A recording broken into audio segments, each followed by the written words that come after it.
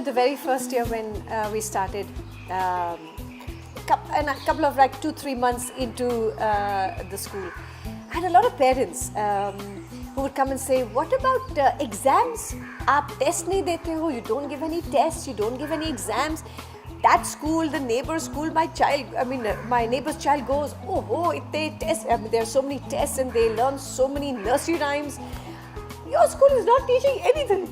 I remember telling them, just give me 6 months, yeah? And then we will do a performance of understanding. So I think the idea to reposition understanding and its demonstration of understanding beyond the typical exam or test was really what gave birth to fun understanding. And these are very young children, because when I started I had only till grade 1. So you're talking all of 2.5 to 6.5 years old. How do you give tests? How does that give you any kind of understanding of what they have learned? So to shift the focus from that, we're not valuing memorization and regurgitation of information, but the idea that children learn and understand in so many different ways, and the opportunity to demonstrate understanding in multiple ways allowed parents, of course, firstly to find out that learning is happening and it's happening in a fun way. But it was really important for children to understand that they can demonstrate understanding in the way they best have learned it.